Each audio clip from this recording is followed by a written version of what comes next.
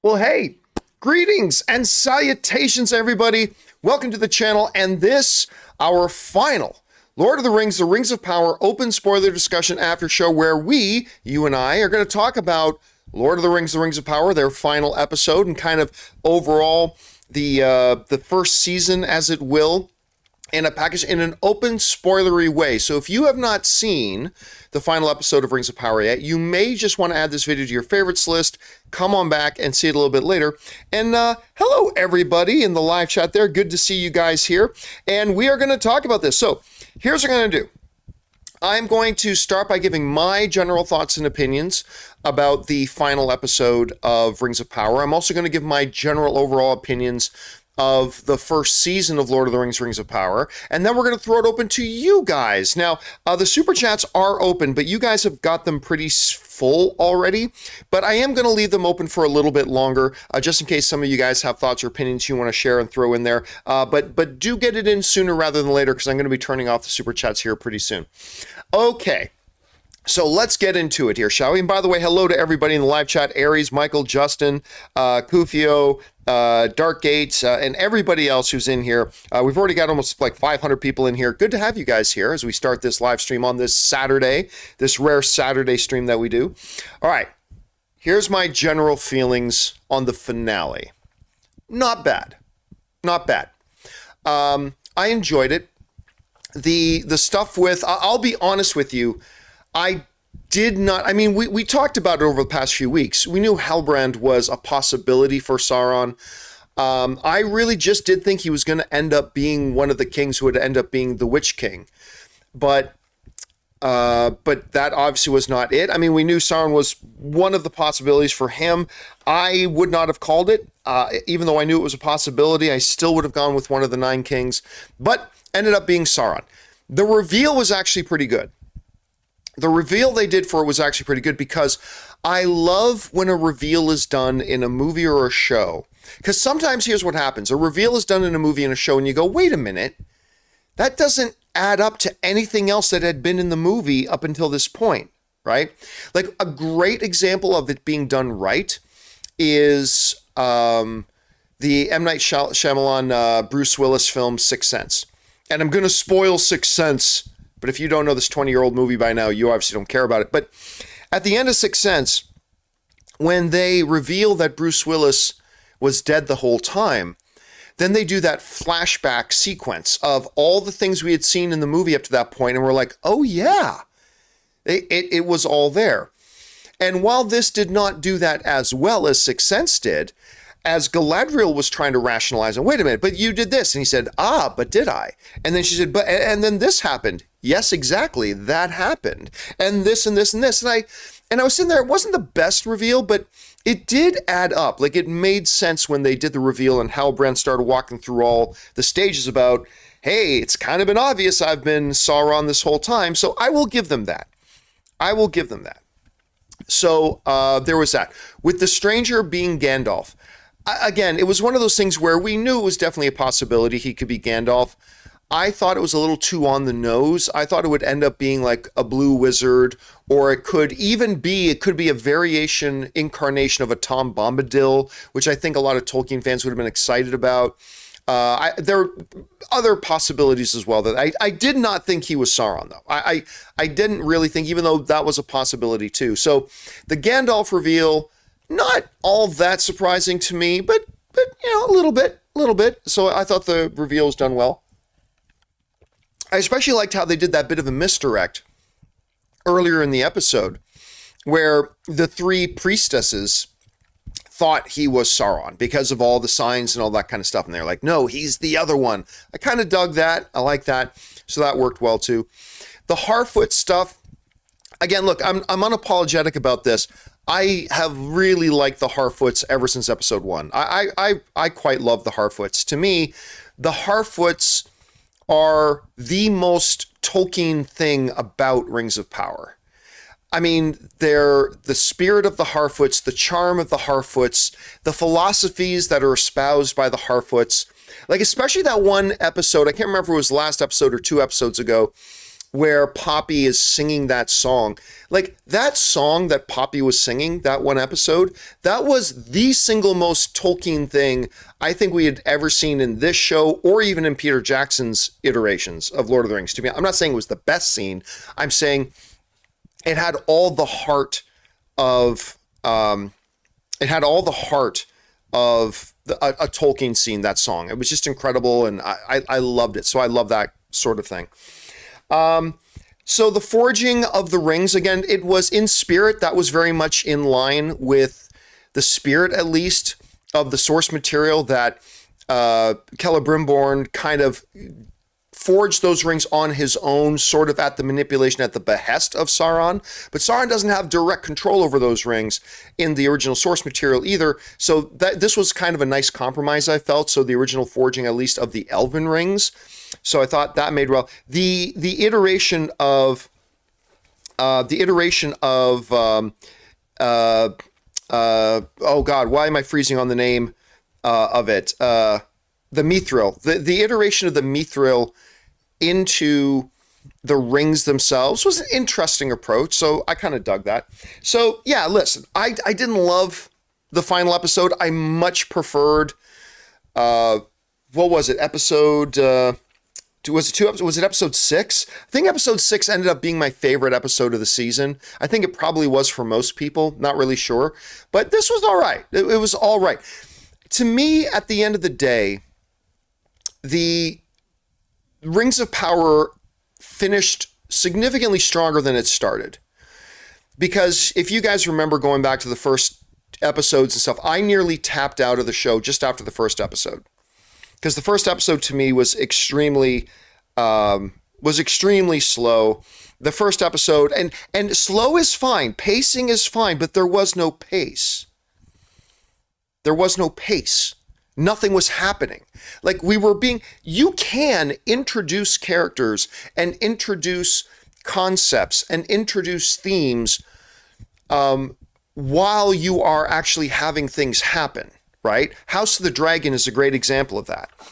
We were meeting characters, and we were getting to know characters, and we were getting to know these new, well, they're not new settings, but these settings in these new contexts that we had never seen them before, while definitive things were happening. And I felt like in episode 1, and to a lesser degree episode 2, nothing was happening. Like, it's like, here's so-and-so. Okay, but if you're going to do some really good storytelling, you do that in the midst of other things that you do and develop, you know what I mean? And so, while I thought episode 2 was an improvement over episode 1, I really did not think episode 1 was very good at all. Episode 2 was a little bit of improvement. Again, episode 3, a bit of improvement on that as well. The show, to me, started finding its feet around episode 4, definitely in episode 5, and then to me, it peaked in episode 6. 7 was fine. 8, the finale was fine. At the end of the day, how do I feel about Rings of Power overall? Overall, because the finale finished fairly well, overall, I enjoyed it. I think overall, I enjoyed Rings of Power. It was not as good as I was hoping it would be. It's definitely out of the 4 big shows that came out right now, She-Hulk, Andor, House of the Dragon, and Rings of Power, I would say Rings of Power is the 3rd best out of that. I think House of the Dragon and Andor are fighting it out for 1 and 2 right now, because both those shows are remarkably and stupidly good. I thought Rings of Power, at the end of the day, I liked Rings of Power, but it was clearly below Andor and clearly below House of the Dragon, and I put it above She-Hulk. She-Hulk, which I did not hate. To be clear, I didn't hate She-Hulk. It definitely had some things going for it, but you guys heard me talk about She-Hulk. At the end of the day, She-Hulk was a comedy that just was not funny. And if you're a comedy that's not funny, there's no saving it, right? To me, there's no saving a comedy that's not funny. So, yeah, there's that. Anyway, getting back to the finale for a second. It made me reflect on who ultimately were my favorite characters in the show and what had been my favorite aspects of this show. Easily my favorite aspect of the show was the relationship dynamic and interactions between Elrond and Durin. I think everybody would agree with that. Well, not everybody, but I think most people would agree with that. Every time Elrond and Durin were on screen, This show was firing on all cylinders. It was working great. It was charming. It was magnetic. You were glued to the screen when these two guys were on. You felt the bond of fellowship. You know, that's a big theme in Tolkien, fellowship. You felt that bond of fellowship between these two characters. And that's when the show worked best, is when those two guys were on screen. To me, and this is the unpopular part of the opinion, my second favorite thing was probably the Harfoots. I just found them incredibly charming and warm, and a lot of what Tolkien originally intended to communicate with that aspect of the world, and one of the aspects of the world that they represented the best. So I like that, probably the next best. I really like Galadriel. To me, the way they portrayed Galadriel as this incredibly flawed, massive character deficiencies hero who, to me, all those character flaws and shortcomings of Galadriel, to me, so well informed the Galadriel we see in Peter Jackson's Lord of the Rings. Because, you know, she's this peaceful, zen, da-da-da. But then when the Frodo offers her the ring, she goes, no, I'm a crazy bitch. Like when that scene comes, right?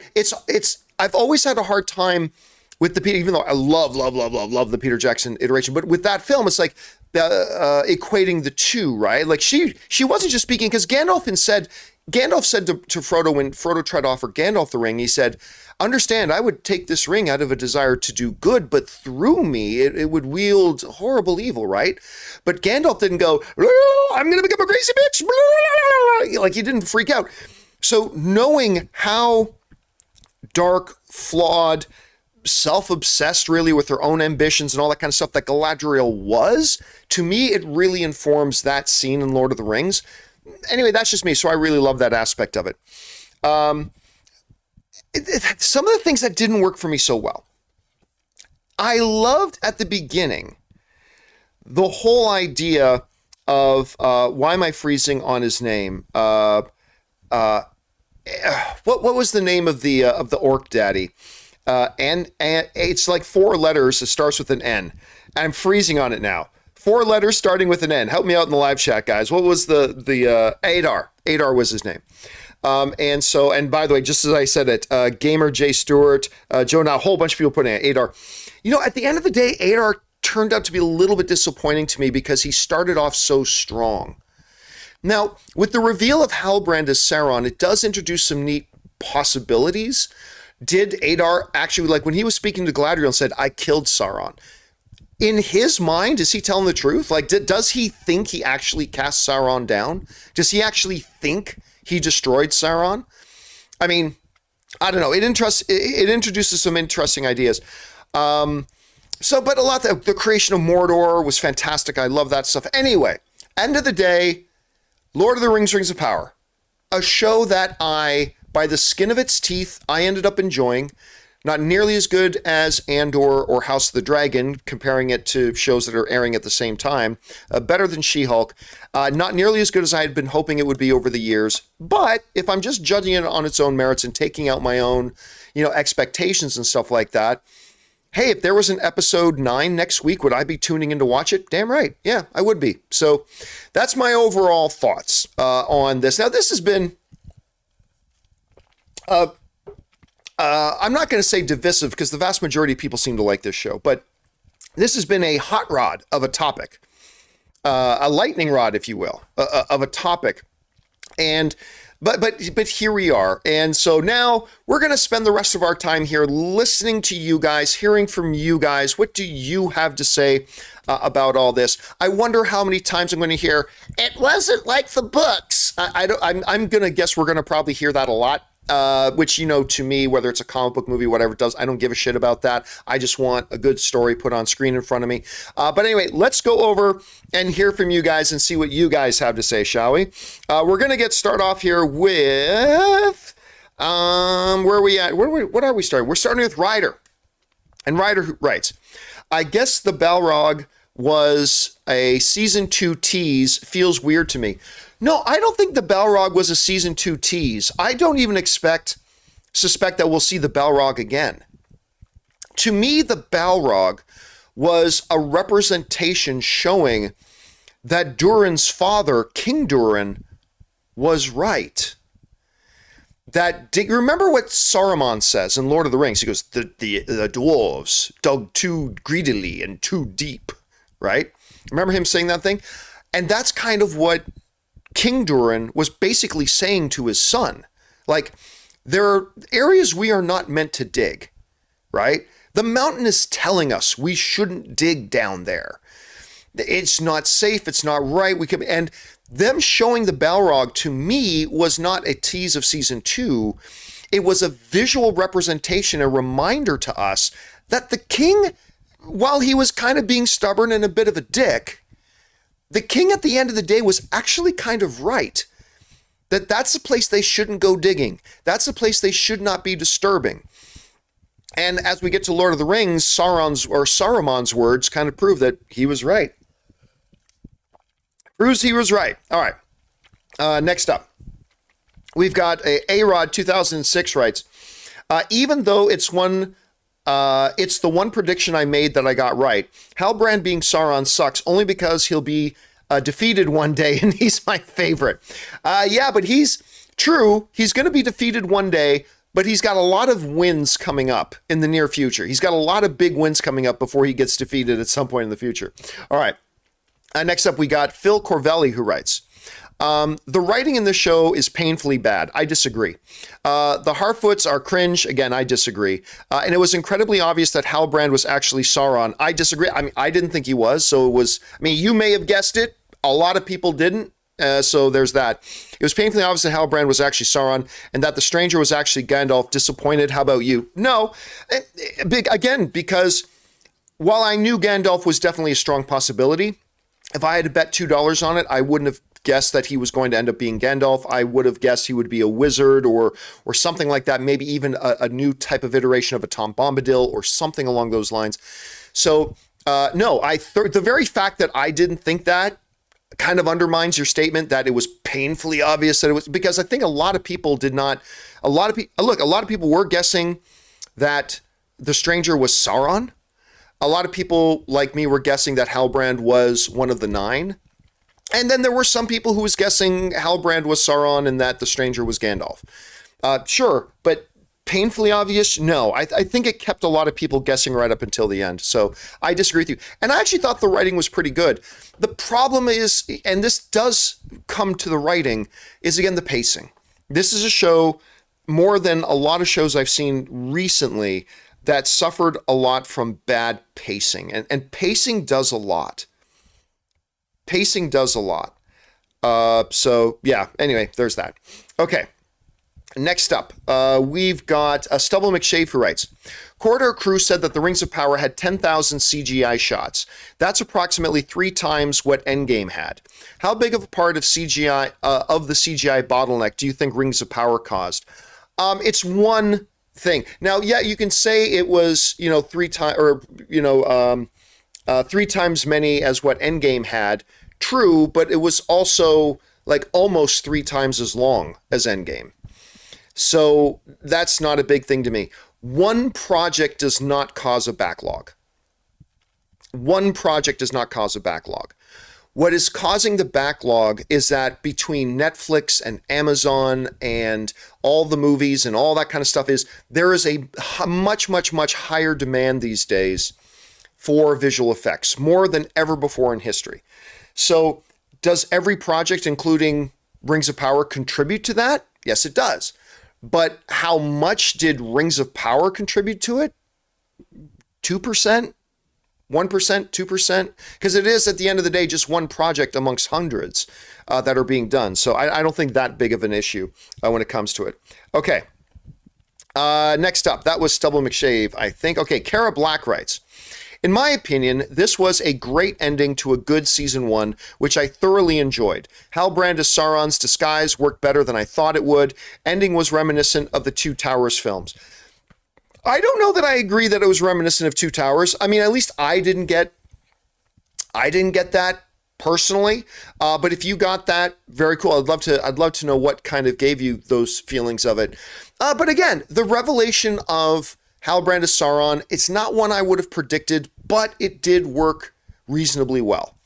again, with the explaining of how it ends up that he's actually Sauron, it did canonically make sense within the canonical consistency of the show itself as they went through that procession. So that worked surprisingly well for me.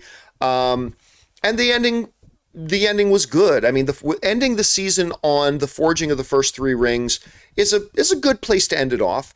Again, though we talked about this on the John Campea Show, it's astonishing to me the ineptitude that they had with the fact that they did not plan for this properly.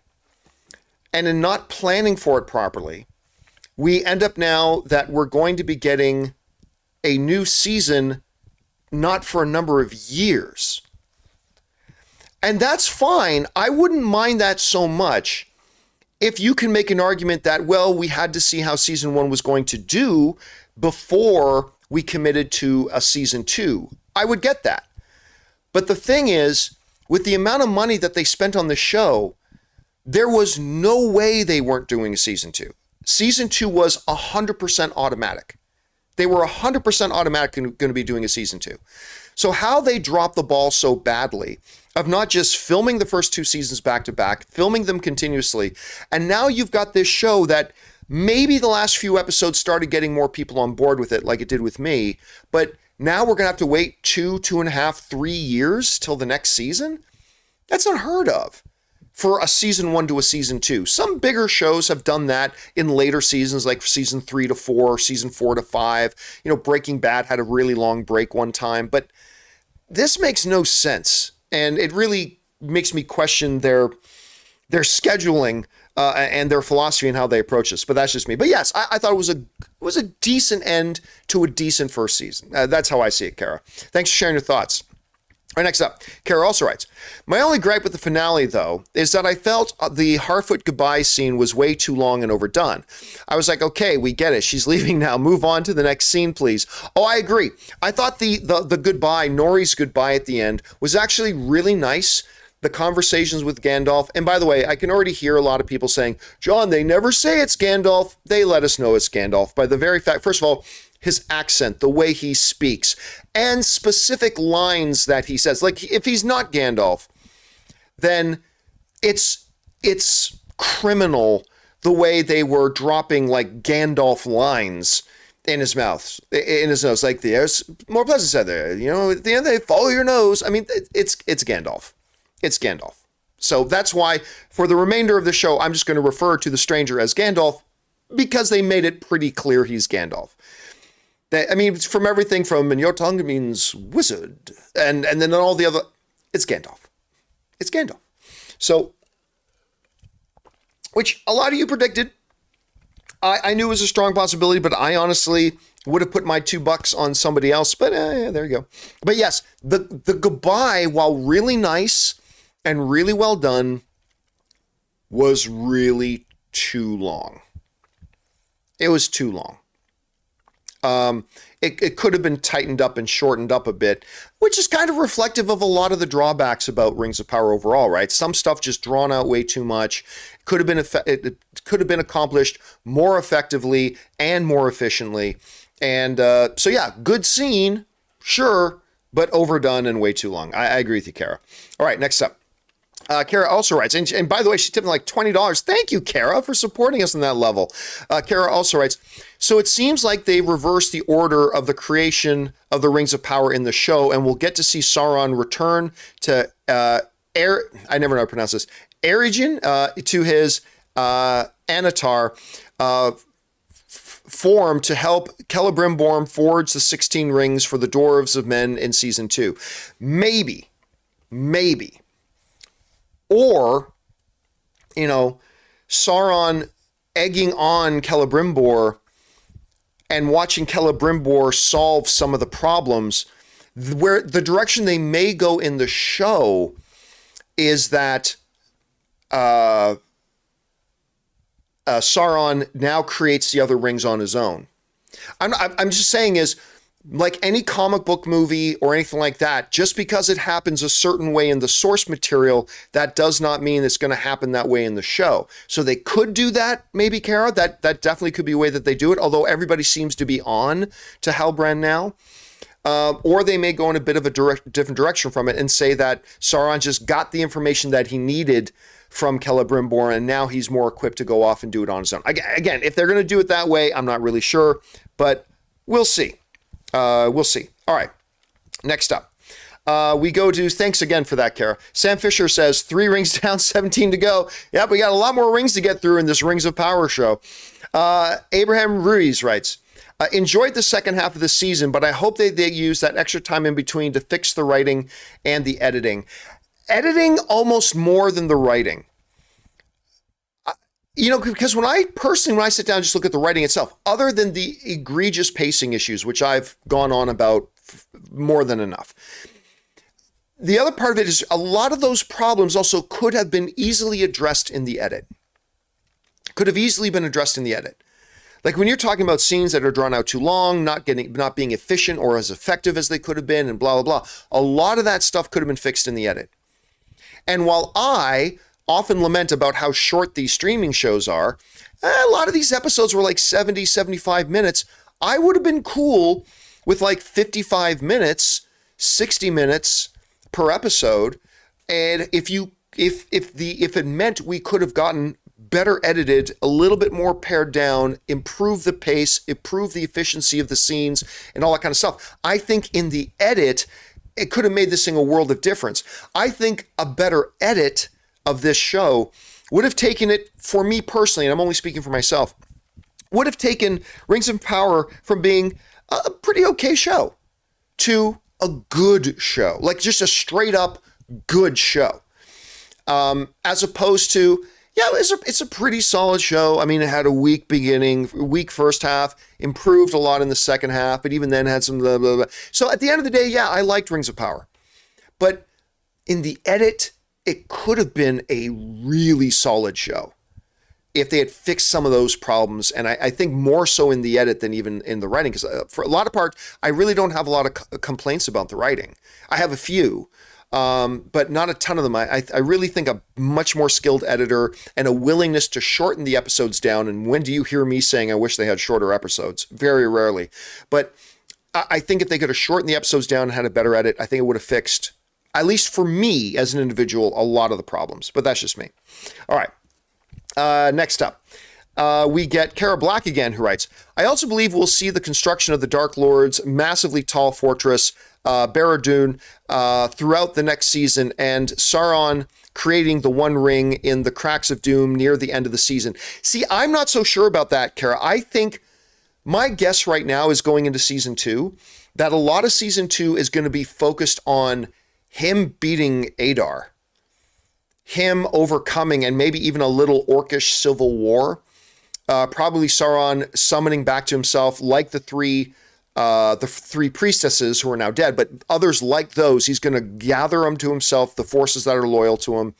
And there will probably, I'm guessing there's going to be a little bit of civil strife with Adar, and a lot of Halbrand / Sauron's story in season 2 is going to just be about him claiming lordship over Mordor. At least that's my guess.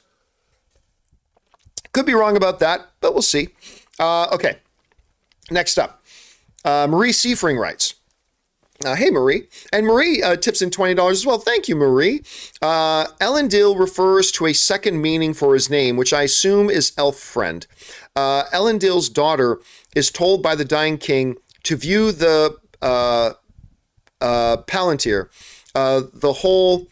Palantia, I think is the way they pronounce it. The whole family is returning to Middle Earth, and not for new trading partners. Yeah, that was an interesting development, actually, with her getting to the Palantia stone.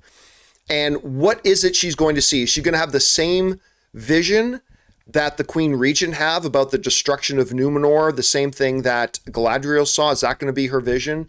And it's going to kind of move her to try to convince her father to move their whole family back over to Middle Earth because of the coming destruction of Numenor?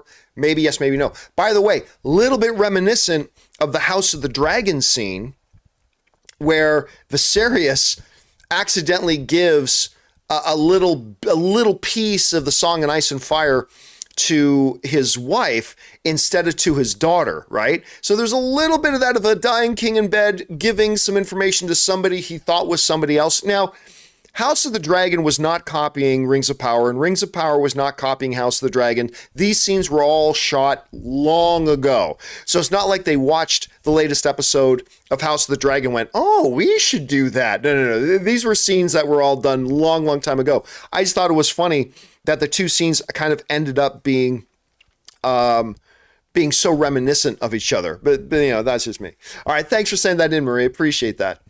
All right, Dwayne Fernandez writes, I hope they delve more into Sauron's wanting peace for all of Middle-earth plan. Like, it'll be cool if they made him a sympathetic villain instead of evil for no reason. But here's the thing, right? Even all that, everything he said can be absolutely true, and he is absolutely evil. It's very reminiscent, like what he's saying was not far off from what Thanos wanted and even from what Darth Vader wanted. Vader wanted peace and order in the galaxy. The problem is, what is your definition of peace and order, and what are you willing to do to achieve that definition of peace and order? For a Vader, it meant crushing and killing any number of billions of people that you needed to. In the sake of Thanos, it was, let's eliminate half-life. Let's literally murder half-life in the universe and in reality. So, yeah, a lot of times villains see themselves as sympathetic. Villains see themselves as the hero. Some of the best villains are the ones who see themselves as the hero. Like Anakin wasn't lying when he says, from my point of view, the Jedi are evil, right? Really great villains often see themselves as the good guys. Or, if not the good guys, then justified in what they're doing. And sometimes peace is that justification. So I don't know that we will see Sauron as being sympathetic, because again, to me, in storytelling and in narrative, both can be true. He may want peace. But the thing that makes him evil is not that he wanted peace. The thing that makes him evil is, what is he willing to do to get it? And Galadriel, in her conversation with him, even pointed out, and it's like, and of course you would be ruling everything, yes? And yes, and there it is. And there it is. But I don't know, it'll be interesting to see how they kind of treat, because I do think the dude was completely macking on Galadriel. Like, I believed that. I don't think he just wanted Galadriel's power. I think because she's considerably powerful. But I think he was legitimately macking on her. Like, absolutely. He would be, buying her drinks at the bar if that's what they were doing here. Okay. Next up, we've got... that was Dwayne. Thanks again for that, Dwayne. Next up, we got Kara Black, who writes, and Kara being very active in here today. I also love how they're presenting Sauron as an antagonist who believes his objectives are for the greater good of Middle-earth and sees himself as the hero/savior of the story. I was just talking about that. Yes, and again, not all villains should be that. Some villains should be just mustache-twirling evil individuals. Some villains should be a little bit more sympathetic. Some villains could be that. It's all different. I, for one, have a real soft spot for villains who see themselves as the hero. A lot of villains, even in real life, a lot of, jacked up, idiotic people are the ones who see themselves as the hero in the story, right? And it's that self-perception that blinds a lot of people and a lot of individuals, both in fiction and in nonfiction, to the awfulness of their actions. And so I think that's true with a lot of the toxic, cancerous online element today, too. They probably see themselves as the hero, and that obsession with self-justification blinds them, and I think this is true in fiction as well, blinds them to the true nature of what they're actually doing and saying. And sometimes that makes for some really, really compelling villains. Okay. Let's see here. Hare, in the live chat, there's somebody named Hare Hans Omnacook, who writes, for the love of God, John, how much are they paying you? They're paying me roughly the same amount your mother charges for blowjobs behind the Walmart. Just roughly there. Okay, so let's keep going here, shall we? Next up, we've got, who was that? That was Kara Black. All right, and we're back on Marie Seifring. And Marie Seafring writes, I found the black story, the backstory, not the black story. I found the backstory where Sauron actually wanted Galadriel to be his queen, an interesting twist. Halbrand and the Stranger reveals were not surprising. It all depends on who you are, because a lot of people found it surprising. Like, I was part of a lot of online discussions in the last 24 hours or so. And while some people absolutely called it 100%, there were a lot of people say, oh man, I really thought that Halbrand was going to be this. And I really thought the Stranger was going to be this and that. So it was a little, I mean, look, there were only so many options, right? About who is Halbrand really? Who is the Stranger really? And who ends up being Sauron? There were only 6 sides to that dice, right? There was only 6 sides on that dice. There was very, very few options, right? Because with Halbrand, other than being one of the 9, or being Sauron, how many other actual options were there? There weren't many. So in that sense, any one of those that Halbrand ended up being wouldn't really have been all that surprising. Like, I contend that if he ended up truly being King of the Southlands and he was going to end up being the Witch King, that to me would have been not surprising. Not surprising at all, because that's kind of what I thought he was going to end up being. But again, if there was like 30 options, then a few of the options could be surprising. But the reality was there was only a couple of options. And same thing with the Stranger. I mean, he's a blue wizard, he's Sauron, he's Gandalf, maybe a couple of others, but the options were actually very, very limited about who he could be. So whichever one he ended up being, then it wouldn't have been surprising. No matter which, it wouldn't have been, let's say, put it this way, none of the options, if it ended up being any of them, would have been like fall out of your chair surprising, right? Unless they said like, oh, the Stranger is actually Aragorn. and he ages backwards before he starts aging forward again. I mean, I don't know. I mean, that would have been completely crazy, but it would have needed something like that to be truly fall out of your chair surprising. Other than that, none of the options really had a setup to be very surprising at all. But hey, they ended up being what it was. All right. Thanks for writing that in, Marie. All right.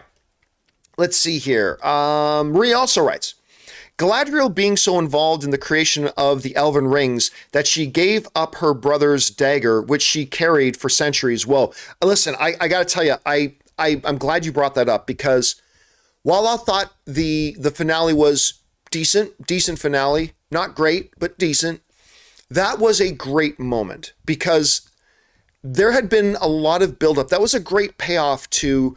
There were several times this first season that her love of that last thing, her connection to her brother's sword, dagger, knife, whatever, her connection to that was very emotional. It was very deep. It's her last physical kind of thing she had of her brother's, and they set that up well so that in that moment at the end that she actually had to give it up for something else, to actually start to let go a little bit of that obsession that had been driving her for the entire season. That was the real first look at Galadriel starting to let a little bit of her obsession go, I think, at any rate. And so that was actually a really, really beautiful moment in the episode. I think it might have been the best moment of the episode. So I'm not saying there's many things that happened in that final episode that were great, but I'd say that one moment was, if not the only truly great moment of the episode, it was at least one of the great moments of the episode. So I really did like that a lot. All right, let's see here. Next up, we are at, that was Marie. Next one up is Harv's K, who writes, interesting having Galadriel be the cause of Sauron's rise. Her greatest obsession is now her greatest failure. How this will affect her brings additional context to the character pursuits. Be damned. You know, here's the other thing too. Remember how I was saying that seeing her obsession, her darker side, all that kind of stuff, her obsessiveness, kind of gave context to me of that scene in Lord of the Rings where Cate Blanchett's Galadriel's like, oh, become an evil, crazy, right? It gives more context to that.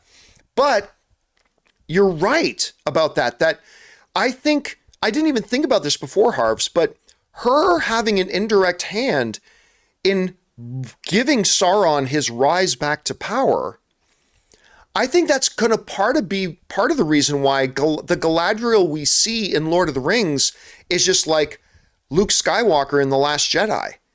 She's gone to be the tree people, but she's quiet.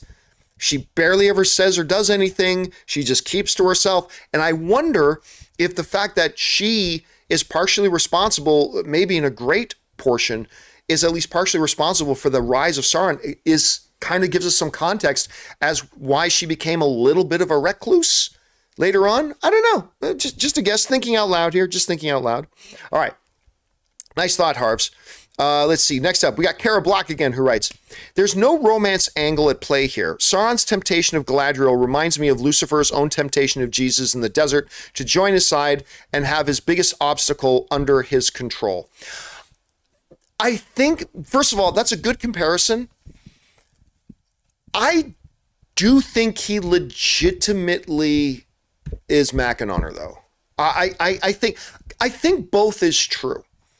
I think both is true, Kara. I think it's not an either or. I think it's a both and. He definitely, Galadriel is the one who's been pursuing him like holy hell for centuries, right? And he knows how formidable she is. And to have her with him, definitely part of his angle. Absolutely. But I believe it is also true that he legitimately, got Sauron boner for her. That's a new phrase, by the way. I believe Tolkien wrote that in one of the lost texts, Sauron boner. I think he had a heavy case of Sauron boner for Galadriel at the same time. Again, it's not one or the other. I think it is both and. Okay. Next up. Let's see here. That was Kara Black. Guillermo Cabrera Roca writes, one of three. This show for me was boring and cringe, but what made it a worse experience was the showrunners labeling negative criticism as patently evil. It is outlandish to call an expressed opinion evil and hypocritical coming from people who remain silent when Amazon used fear and intimidation tactics to abuse their workforce. Okay, so this is a big political rant you're going on, right? And I don't see where the rest of it is. Okay, first of all, that's a straw man argument.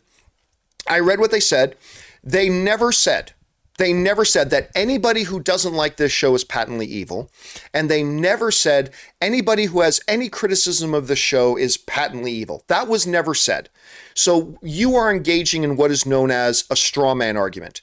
You are making an argument based on somebody else's words that they never actually said. You're just making it up and rephrasing the context to try to give validity to your point.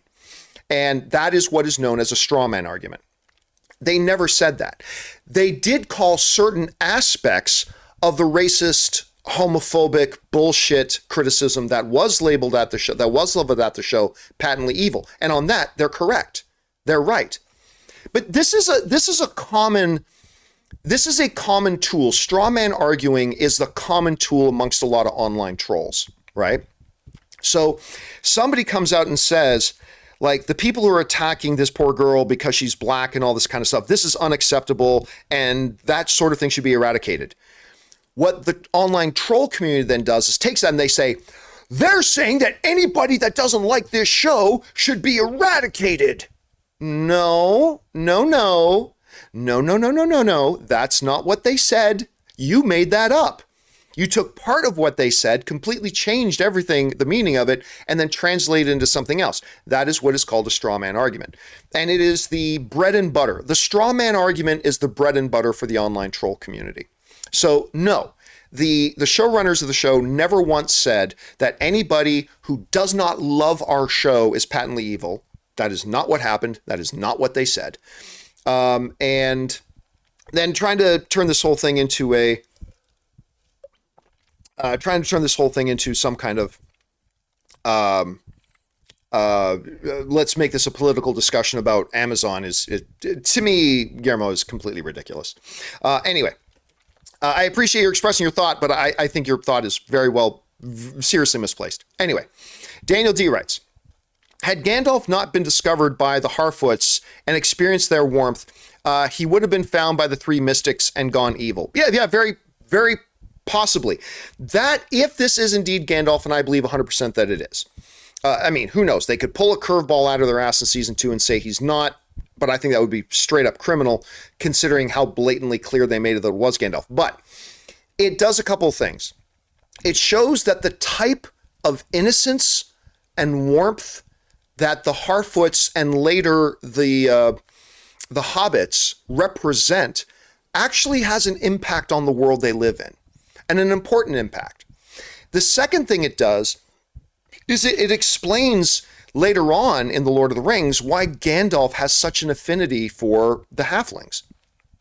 He has a real, right from the beginning, from the first moment that we see him riding in his cart into Bag End, he's got this love of, as Saruman would call, the halfling leaf or something like that. He's got a love for them. And this kind of really does give a lot of context to that. So that's a good observation. All right. Next up, Amin writes, overall, I quite enjoyed the show. I had issues with parts, but I love the foundation that's been placed this season. We got a lot of great moments that I can't wait to see where it goes in future seasons. Listen, man, you're not alone. A lot of people loved it. I'm not quite there with you. Like, again, it really needed to have a winning episode 6, 7, and 8 for me to end up liking the show. Because right through episode 6, because episode 5 was quite good, but it was the first, great episode, right? Episode 6 was the best, but episode 5 was the first one that I would say that was a great episode, and it took 5 episodes to get there.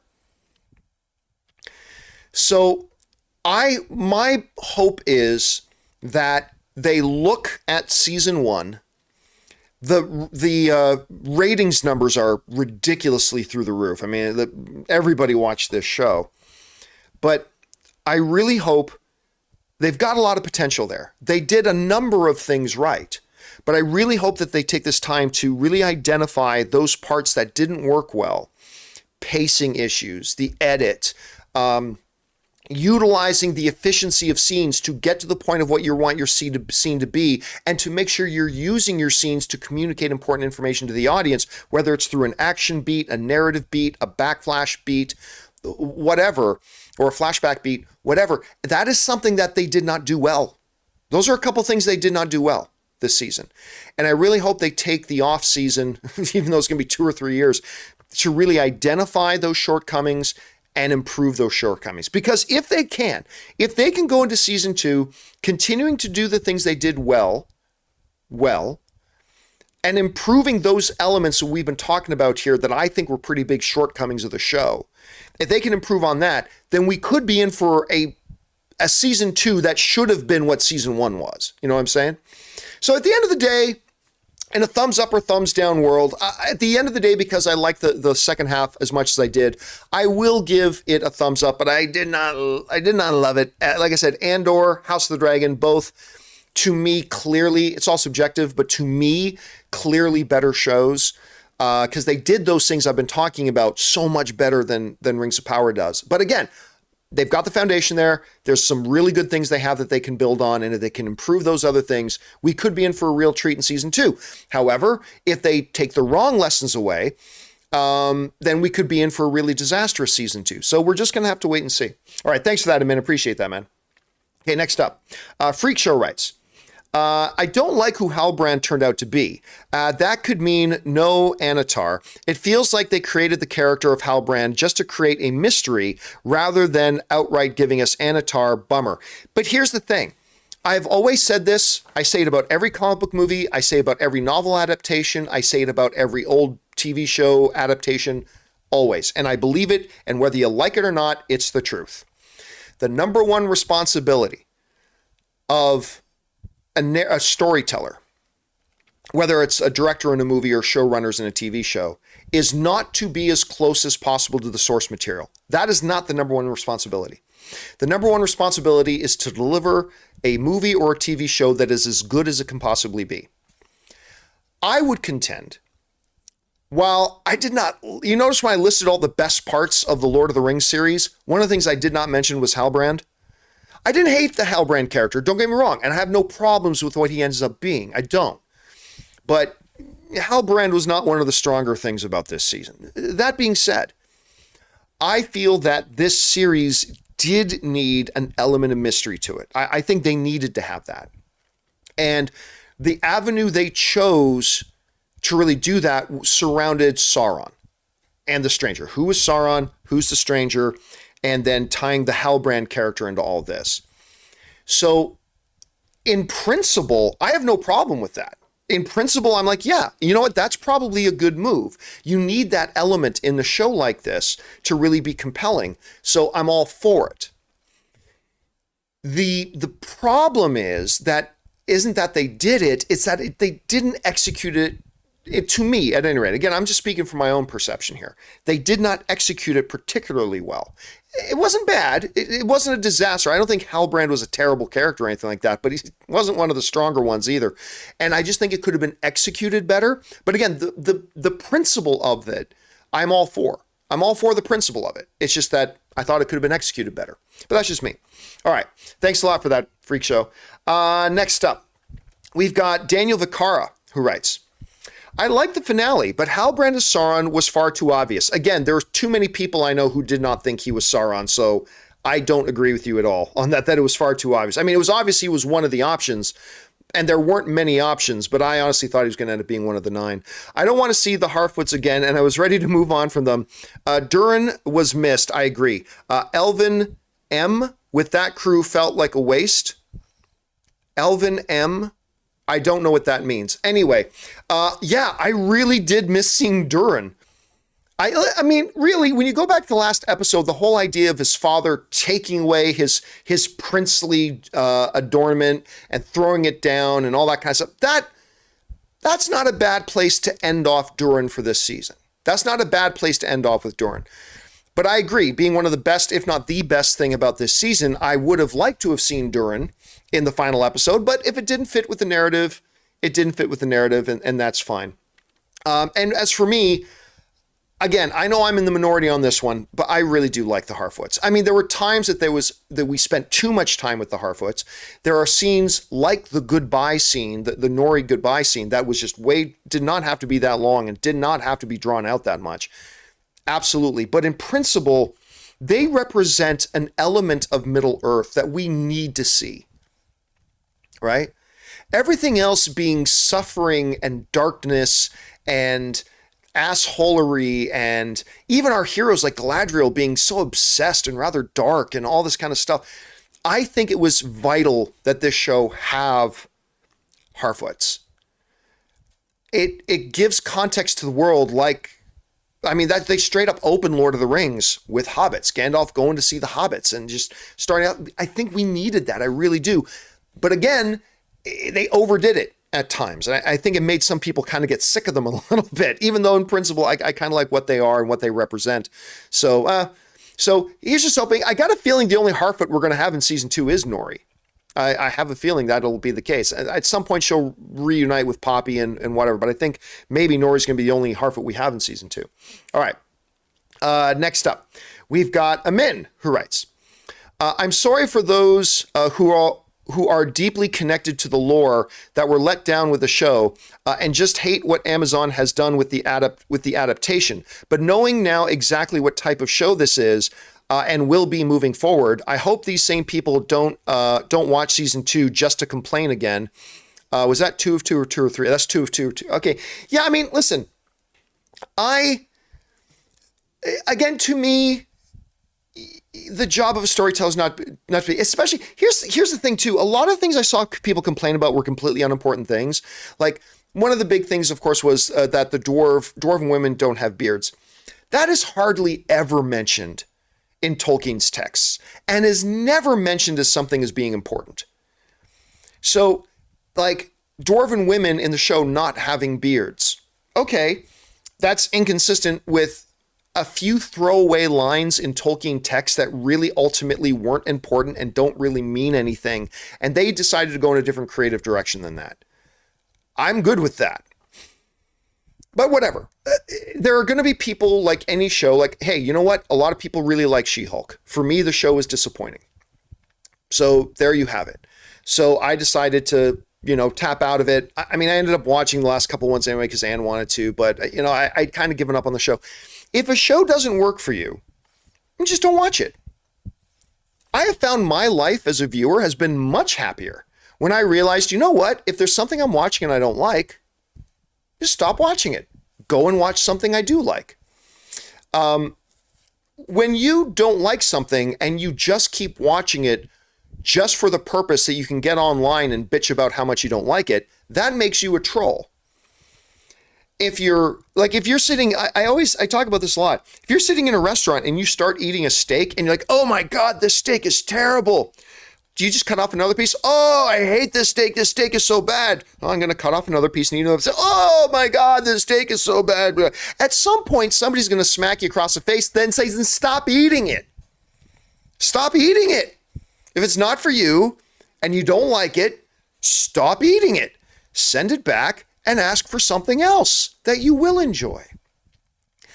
I have this thing with, I've had this discussion with Rob several times, like especially with Discovery.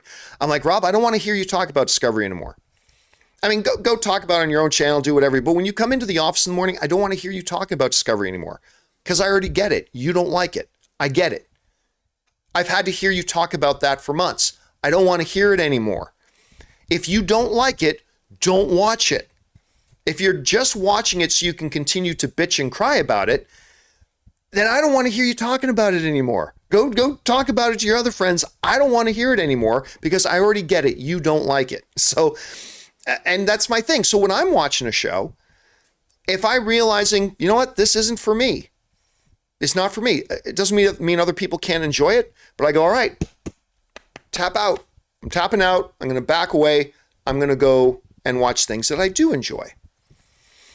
So like if they do Hulk season 2, I'm not watching Hulk season 2, She-Hulk season 2. I'm probably not watching She-Hulk season 2 because I didn't really like the first season of She-Hulk. So I can either watch She-Hulk just so I can get on my show every week and complain about it. That's why we stopped doing the She-Hulk after shows, because I didn't want to just put out a show every week that is just like, well, here's the reason this week why She-Hulk sucks. It's like, people got it. I didn't find the show funny, so there was no need for me to do an after show about it, to keep doing an after show about it. Instead, I just let you guys know that, you know what, it started strong, but this show ended up not being for me. It's just not funny. I'm tapping out of it, blah, blah, blah. And that's all that needed to be said. So I agree. Listen, we all have our own reasons for liking or not liking things. The art is all subjective. It hits us all in different ways. For some people it'll work, for some people it won't, and there's nothing wrong with that. But if you don't like it, like if you don't like the steak you're eating, stop eating it and move on to something else. Because guess what? If you keep eating that steak, you got nobody to blame but yourself. If you keep watching a show that you don't like and you whine and bitch and cry about it, you got nobody to blame for that but yourself. Stop watching it and move on to something else and let the people who are enjoying it continue to enjoy it in peace. That's fandom. That's what we're supposed to be as fans. There's going to be things I don't like. So instead of trying to ruin other people's experiences, I just go, you know what? I didn't like it, and here's why I didn't like it. Now, if you enjoy it, go with God. Keep watching it, keep enjoying it. I will not be, because I don't like what I'm seeing, so it's not working for me. But if you like it, you keep liking it. So that's what a fandom is supposed to be. We're going to like some things, we're going to not like some things, and if there's something you're consuming and you don't like it, then say you don't like it and move away.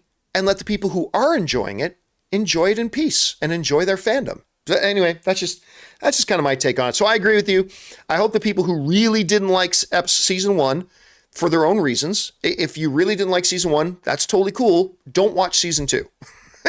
Unless you hear from people that you know and trust that it was really, really, really good, then maybe jump back onto it. But anyway, that's just my philosophy when it comes to being a fan.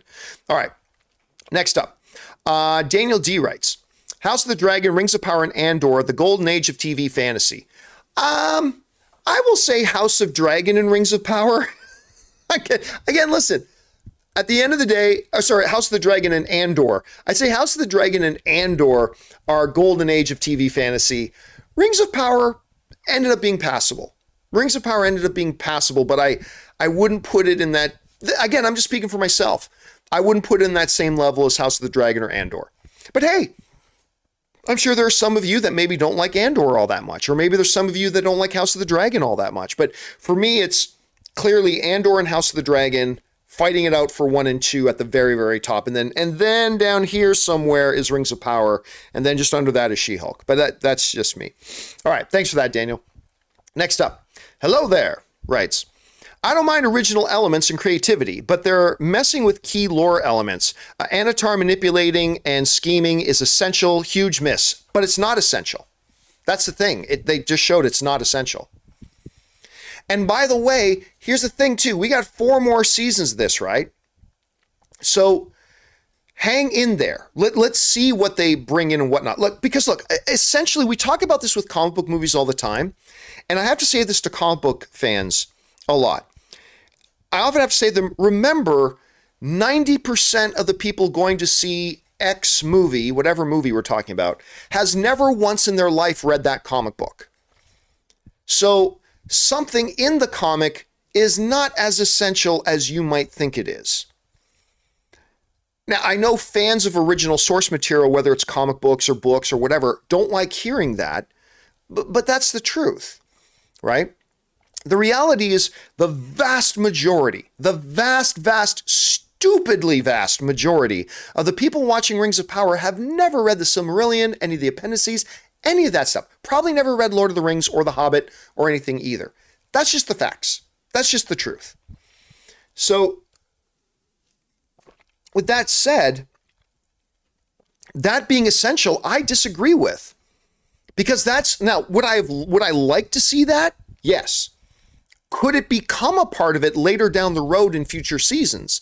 Yes, it could. But if it did not, then it in no way impedes the path that we're on story-wise to the War of the Rings, to that epic moment we see in the opening flashback of Lord of the Rings of the last alliance of elves and men going to fight the forces of Mordor. That's not necessary to be there to get us there. Do I want it? Yes. Do I hope they make it a part of it? Yes. Is it essential and the story and the show falls apart if it's not there? Absolutely not, because 95% of the people watching the show have never even heard of it. So, anyway, that's, again, just my kind of take on that. Everybody's going to have their own philosophy on that. All right, thanks for sharing your thoughts there. Hello there. Thanks for sharing your thoughts on that. All right, Daniel Vicar writes, this show with this writing, the show with its writing, acting like Isildur is dead, isn't good. We know he is alive, so it feels like it's not treating the audience as smart people. Oh, I completely disagree with that, and here's why. 2 things to keep in mind. There are already been 3 individuals in this series that are named Durin. Just saying, just pointing that out.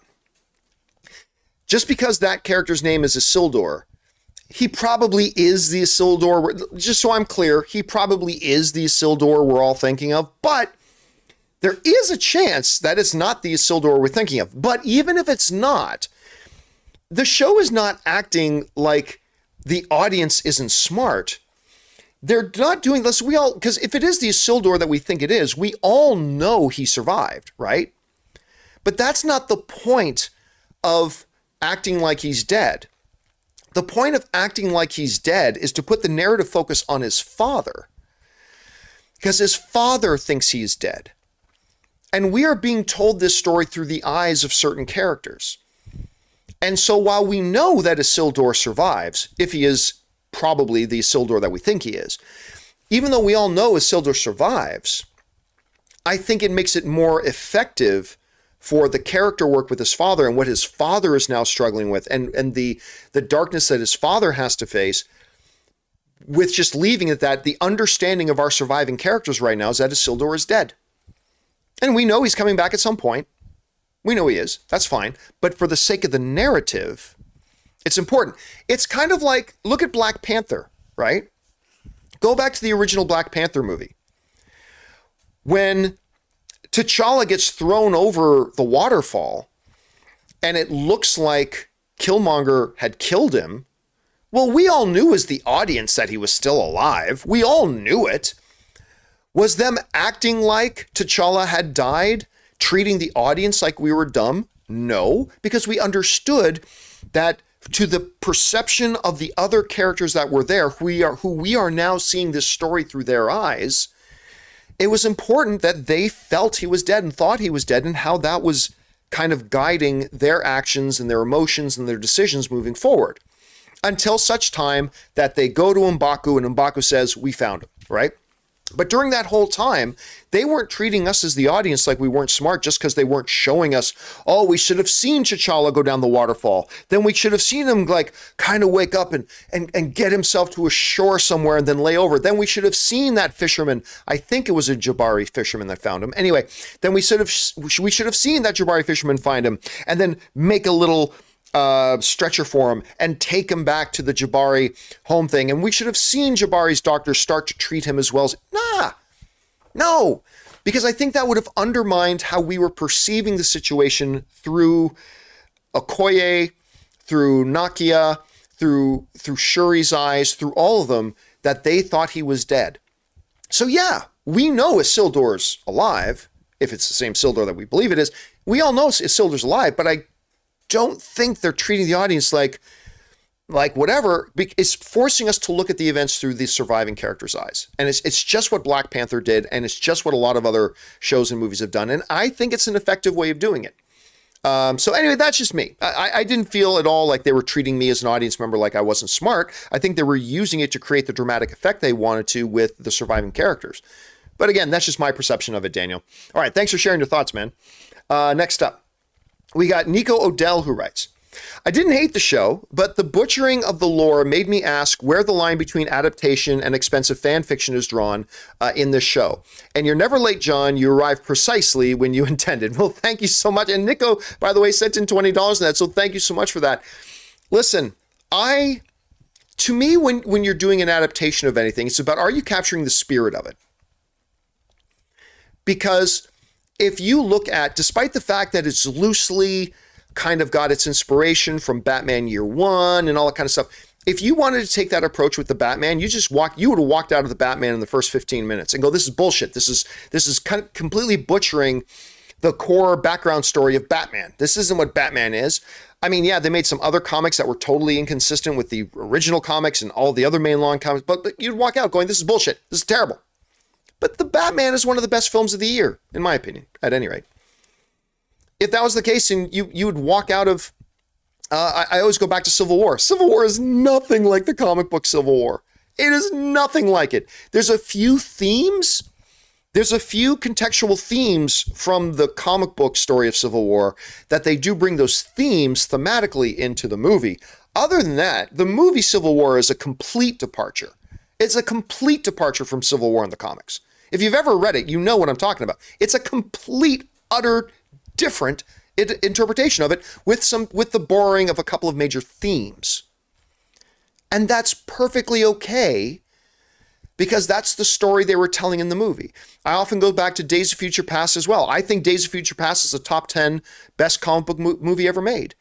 Probably somewhere in the 9 to 6 range, somewhere in there. I think, honestly, Days of Future Past is a top 10 comic book movie. Now, whether you agree with me or not, I think we can all agree, if you read Days of Future Past, that the movie is completely different from the graphic novel, from the comic iteration of it. It takes some themes, some important big themes, and brings those themes over, but it's totally different. That's adaptation. To me, the question is, do they capture the spirit of it? Are they capturing the spirit of something? The finer details of this happens and that happens, well, you can change all that. I don't really mind all that much because I can always go back to the books if I want. But when you're adapting, adapt.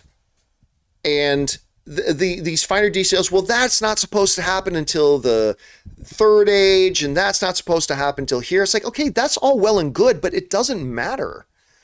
For me, at the end of the day, it doesn't matter. So all that matters is, When I watch it and I judge it on its own merits, is it good or not? That's all that matters. I don't think this show isn't great because I don't think the show is great. I mean, many of you do, and that's great. I personally don't think Rings of Power is great. I enjoyed it, but I don't think it's great. But me not thinking it's great has nothing to do with the fact that, you know, they changed some of the informational foundation of that comes out of the source material. That had nothing to do with it. And the fact that they stayed true to a couple things is not the reason why I liked it. You got to be willing to walk in these adaptations and take all your expectations, all your baggage, because I go into every TV show and movie with a certain amount of baggage. But you got to be willing to take that baggage and you got to leave it at the door and you got to judge a piece of art on its own merits. Does Civil War, in and of itself, stand as a good movie? Fuck whatever happened in the comic book. Fuck all that stuff. Does Civil War, in and of itself, and on its own merits, stand as a good movie? To me, the answer to that is yes. For some people, maybe the answer is no, and that's totally fair. And if you go into Rings of Power and you watch it, I know some people that didn't like the show. Like if you go into it and you watch it and it didn't work for you on its own merits, then that's fandom, man. That's the nature of art. Some's going to work for us and some isn't going to work for us. Yeah, so to me, Rings of Power was by the skin of its teeth, a passable show. I liked it. I think there's a lot of potential for it down the road. But the things I liked and the things I didn't like have zero to do with what's in the source material. Because if you're going in, this is from fan to fan, and we're just talking about our various philosophies of fandom here, because that's what we're here to do. We're here to talk amongst each other as fans. For me, at any rate, as a fan, I just don't see the logic of going into something and kind of deciding I'm going to decide if it's good or bad based on whether or not it has a strict adherence to what the source material was or not. Just, to me, that doesn't make a lot of sense. But anyway, that's just my kind of approach with it. So the things I didn't like about the show had nothing to do with the inconsistency with the source material. To me, the question is, does it capture the spirit of the world of Tolkien? And for me, Rings of Power, with all of its flaws and things that I didn't like, it captures the spirit of the world that Tolkien created. To me, it does capture the spirit of it, even if it doesn't capture all the specific details, which is fine. Because again, I can always go back and pick up the book again. But that's just me. All right, Nico, thanks a lot for saying that in, man. And I appreciate that. I like the little line there. You arrived precisely when you intended. Thank you for that, Nico. I appreciate that, man. All right. The Edge of Reason writes, did Rings of Power really just pull a House of the Dragon? King on their death... Well, I was just talking about this a few minutes ago, Edge. King on their deathbed accidentally revealing a prophecy to someone they've mistaken for their daughters. Yep. Now again, remember, though, it's not like one copied the other. These were both written completely in isolation and filmed and shot ages ago, right? So it's not like one copied the other. But I was saying the exact same thing earlier, Edge, that it's like, we kind of got the exact same scene in House of the Dragon as we did in Rings of Power and vice versa. So I thought that was kind of interesting. I'm glad you noticed that too. All right. Min writes, going in, I didn't want Halbrand to be Sauron, but Charlie Vickers' performance sold it for me. He was fantastic. In your opinion, who do you think was the best cast character in the show? Durin. Durin and... I don't know the name of the dude. Hold on a second. Let me go over and... hold on a second. I don't know the name of the dude off the top of my head, but the guy who plays Elrond is fantastic. Why don't I see Elrond anywhere? Oh, there he is. Robert Aramayo. Robert Aramayo as Elrond was fabulous, and whoever the dude is that played Durin, and I don't see Durin on the cast list here, and I'm not going to spend the time to go searching for it. The dude who played Durin, but you're right, that performance... I did not think Halbrand was going to end up being Sauron. I thought he was going to be one of the nine. But I agree with you. I think the performance of him in that scene there, I think that really did sell it. Because as they started going back Sixth Sense style through all the events that had happened, and he's pointing out, actually, if you paid attention, all of that did absolutely point you to it was me. And I guess they were right. They did. And it's the performance that he had in that. Again, Halbrand is not one of my favorite characters in the show, but the performance of it in that final episode was actually quite good. All right. Next up here, we go to Daniel Vicara, who writes, I knew it wasn't true. The stranger being Sauron with a swerve is something I would have been all in on. Predictably is fine, but Galadriel looked dumb. No, I disagree. Galadriel did not look dumb. Galadriel constantly through the show made decisions based on the information she had at hand, right? She gets to Numenor and, you know, she gets into their historic archive. She finds what information there was to be had there. And the information that was to be had there, because it wasn't thorough, but the information that was available pointed to the fact that he was who he was saying he was. As a matter of fact, it was her deducing who he was without him even saying it, right? So she was making decisions and acting on information that was available to her. It does not make her look dumb. And then later on, when she was getting suspicious, she looked for even more information. And now she was back in a place that had more in-depth records and got even more information. The very fact that she sniffed it out and then pursued the information and pursued the truth actually quite clearly shows that she did not come across as dumb. She comes across as a lot more intelligent than you and I would have been, right? So yeah, I disagree with that. Whether or not it was effective is another question, but I don't think for 1 second that Galadriel looked dumb because she was acting in reliance on information that she had at hand. All right. And she was smart enough later on to go back to it. Let's see. Next up, Chris Parker writes, I think the casting and acting has been fantastic. I was unexpectedly moved when Nori said goodbye to her father. Very emotional stuff. I agree. I think that was a very good scene. But as we talked a little bit earlier about, I don't think, while the scene was good, it was too long. It was not efficient. And I think efficiency in storytelling is a drastically overlooked tool in making something effective. You can have a scene that has something very effective in it, but if you don't do the scene efficiently, the impact of that effect can be watered down. You know what I'm saying? Like, you can have something really profound happen in a scene, but if that scene goes 6 minutes longer than it needs to go, then the impact of that profound element is going to be watered down. It's going to be diluted. It's going to be less impactful if the scene is not treated with a sense of efficiency. And by efficiency, I mean that comes from pace. That becomes, what are you communicating in every beat that you have?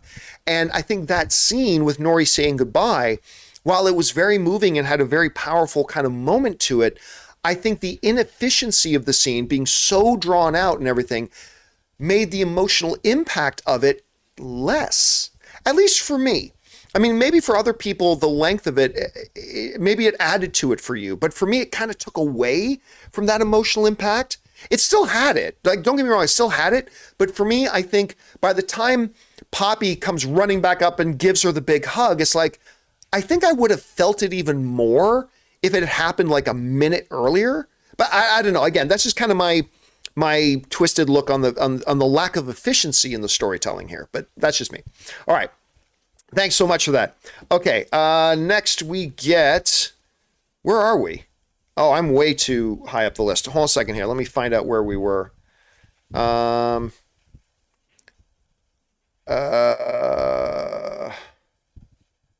Shoot. Sorry, guys, I completely lost my place. Where are we at? Oh, very emotional stuff. Okay, guys, so that was Chris Parker. Okay, so next up, we got Stubble McShafer writes, I'm not a jewelry expert, but I don't get how they made one silvery and 2 golden rings from the same metal alloy. Is there something I'm missing? Yes, Elven forging. Magic elven forging. That's all. I like how, because Stubble, you're not too far off from me on this. Like, you and I are of the same mindset of this, but isn't it funny that in the creation of 3 magical rings being born by magical immortal elves from across the sea, and our big question is, wait a minute, how did one ring look gold and one look silver? I love how that's our big question, because I'm exactly the same. I'm totally the same as that. Like, we're not wondering, how do these rings make any difference at all? It's metal for, and you put on the ring there. Yay, you've got a ring. No, we're not worried about that. We're worried about, why is that one that color and that one's that color? That's the thing we're worried about. So you and me are in the same boat on that, Stubble. I think we can just kind of write it off to, it's Elven forgery. Forging, I should say. Forgery is when you're faking somebody else's signature. It's the forge of the elves. They just have a magical elven way of doing it. At least that's kind of my take on it at any rate. All right, good question though. One I did think of myself. All right, next up. Let's see. That was Stubble. Next up is Blaze Inferno, who writes, I got to give this series some credit. It took them eight hours to create 3 rings and took Frodo about the same time to destroy 1 ring. Yeah, destroying the Axis Zaslav has proven that the destroying something can be done faster than creating something. But yeah, I got to admit too, when we got into like episode 6 and 7, I'm like, the name of this show is The Rings of Power. And there's a real lack of Rings of Power in this show called Rings of Power. So honestly, I think they should have called the show something else. Look, it doesn't matter. It's just a title. The title means nothing. But at the end of the day, it kind of feels like maybe they should have possibly named this show something else, because it took us until the last moments of the final episode of the season to actually see a Ring of Power in this show called Rings of Power. But whatever. All right. That was Blaze Inferno. Next up, we've got Mike's Movie Madness, who writes, I really like this finale. I know they're calling the stranger Ishtar and not flat out Gandalf, but come on, that's Gandalf, right? The speech to Nori just screamed Gandalf to me personally. Oh yeah, like Ishtar, he's like, didn't he say, correct me in the live chat if I'm wrong about this, but I thought he pretty much said that, okay, so in your tongue, that wasn't his name. Like in your tongue, it's like wizard, right? So I don't think he actually says any name whatsoever. But to me, it's, Kenny G is saying wise one. Wise one. So wise one or wizard, right? So, but yeah, it's Gandalf. It's Gandalf. I did not think, I knew Gandalf was one of the possibilities. I did not think it would end up being Gandalf, but he ended up being Gandalf. And you're right. I think you're completely right, Mike. I think that is clearly Gandalf. I think they pretty much laid out, especially with him repeating Gandalf's own lines the exact same way Gandalf says it from the Lord of the Rings films. I think it makes it pretty clear. So I think you're right about that. Okay. Aiden Foley writes, I know jack all about Lord of the Rings, which is a sin since I really should get to watching them. But here's some money because I love you guys. Well, thank you so much, Aiden, for the support. I appreciate that very much. And for your forthrightness, dude. I appreciate that. All right. William Duan writes, 1 of 3. The Shadow That Came to Me, as a generic fantasy show, the show is serviceable. Viewed as a Tolkien-affiliated project, there is no curse in Elvish, Entish, or the tongues of men for this treachery. That's a nice callback to the dialogue. But at the end of the day, that is okay. It was folly to believe that the first duty of a second age show is to do justice to Tolkien's philosophies. I embraced a fool's hope and I was burned. But on the plus side, the show got me to reread the Silmarillion twice in 2 months. And if not for the black night that is Rings of Power, I would have never noticed the bright books that shone. And you know what, William? In that sense, oh, by the way, there's another one. But hey, as John always says, if you love the show, power to you. And if you don't, there's always the books. And who am I kidding? As the 9 answer the call of the 1, I will be back for season 2. Well, here's the thing, William. You're doing exactly what I think a fan should do, right? If the show didn't work for you, you're like, you know what? I got the books. The shows didn't work for me. I got the books. And if you want to continue to watch it, not because I just want to watch it so I can keep bitching about it, but you're saying you're going to watch it because, like, who am I kidding? It's a Lord of the Rings. I'm going to go back and watch it again. I think your philosophy is the exact type of philosophy that we should have as fans approaching any material. We go in, might be for me, and if it's not for me, didn't work for me. And if others do like it, awesome, great, more power to you. I'm glad that you enjoyed it, but it's not for me. I'm going to go back to the books because I got the original books right here. That's the exact way fans should approach things. There's going to be things we like. There's going to be things we don't like. And if there's things we don't like, we kind of move on. Or if we really want to give it another chance, we will. And we try to empower people who are enjoying it and say, good on you. You keep enjoying it. I think that's the exact way all of us as fans should think, William. So good on you, man, for thinking that way. All right. Next up. Hello there. Writes, Gandalf per the lore says, to the east I go not. The Wizard of Rings of Power is going east to run, which means that he shouldn't be Gandalf. He should be a blue wizard. No. Again, it's like I would tell anybody hello there, like about any comic book movie or whatever. It's like, well, in issue 4 in 1975, the comic book character has an interaction with this, and he says this, therefore they have to do that in the movie. It's like, no, they don't. It's a different thing. The comics are the comics, the movies are the movies. I say that all the time, right? So just because Gandalf may have said something in the books does not mean that in the show they're following that or they have to do that in the show. So my guess here is, hello there, that one has nothing to do with the other. I mean, listen, there is a possibility, however unlikely, that this character doesn't end up being Gandalf. Although I think I would put $100 on that right now, that it is absolutely Gandalf. But is this a possibility exists? That's not sure. Does the fact that there's a line in one of the texts where Gandalf says this once, that really has nothing to do with it. That's the pages. This is the screen. So I wouldn't give too much weight to that hello there. But, at the end of the day, we'll see. All right. Official Friend Zone writes, I still think the stranger is a blue wizard. It's possible. Like I said that right from the beginning, right? That's possible. Maybe he just teaches Gandalf all of his cool lines later on. I mean, they could, but here's the thing. I don't mind when, there's some misdirect and we all think a character is going to do something in a movie or TV show and they don't do it. That's fine. That's great. Subvert expectations. That's cool. But in this situation, it would be criminal because they are they're making him sound like Gandalf. They're having him say precise, exact Gandalf lines. Now that he's remembered himself, he's speaking exactly like Gandalf. He's doing so they're doing some things that I would suggest are crossing the lines of reasonableness. If it is some kind of misdirect, it'll be criminal. I think straight up criminal at this point if it doesn't end up being Gandalf official friend zone. But at the end of the day, I thought Blue Wizard was definitely one of the possibilities. So we will see. Okay, next up, official friend zone also writes, I think House of the Dragon is the better show. I agree. But I love the first season. It just feels like Middle Earth. But hopefully there is less storylines and more focus and maybe more action in season 2.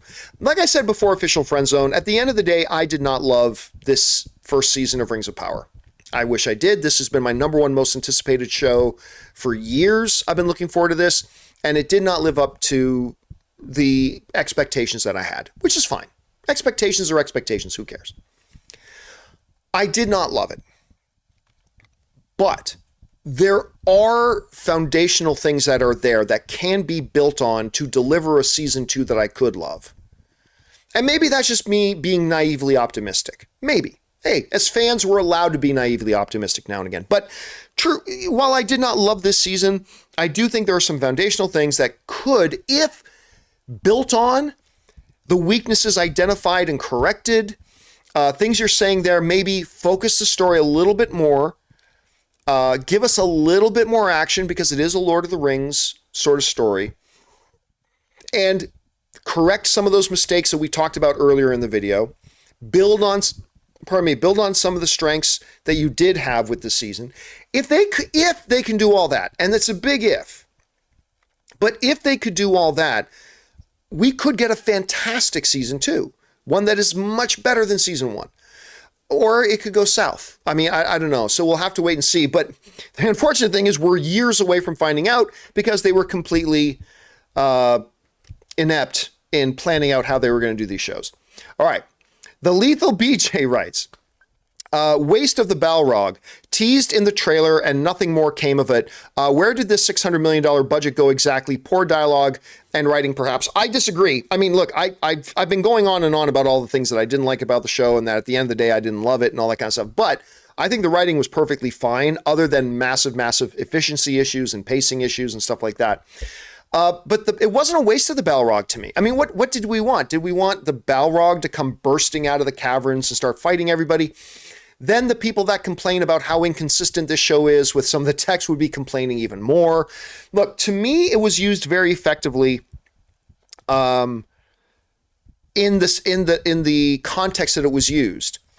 The single appearance of the Balrog basically told us, and you know, it's one of the rare examples in this show where they did a scene efficiently. You know, I've been going on with that word about Rings of Power all day, efficiency, and their lack of it. That scene with the Balrog was one of the rare things in the show that I thought was a very efficiently thing done, because with just a quick camera pan down the mines and down the shaft following the Mithril, and we get down to the really deepest depths and the Balrog appears. That one thing, without dialogue, without exposition, without explanation, it communicated to us, the audience. It forces us as the audience to look at King Durin and everything that he's saying a little bit differently. Because that whole speech he gave his son about, we will not do this. These are places we are not meant to dig. The mountain has told us not to go into there. Because you know how they feel the mountain speaks to them. All that kind of stuff. And we just see him as being cold-hearted, and we see him as being unreasonable, and how can you possibly let the elves die, and all that kind of stuff, right? Like, we're seeing it through Prince Durin's eyes. With one quick shot of a Balrog down in the depths, and remembering Saruman's words of the dwarves dig too greedily and too deep. That one shot made us as the audience recalibrate how we viewed King Durin and what his position was. At least it did for me as a viewer. So look, when we saw the ads for the show and they did a shot of the Balrog, was I thinking, oh, we're going to see fights with the Balrog? Yeah, I did too. I completely did. But that aside, I thought the use of the Balrog was one of the very, very few times in the show that they treated the narrative with efficiency. And for me, that worked. And I thought worked really well. Because remember, the Balrog, ain't nobody supposed to know that the Balrog is there for another 1,000 years. So, I mean, it's okay. It's okay. The way they did it, and who knows, maybe the Balrog will still come into play at some point down in later seasons. All right.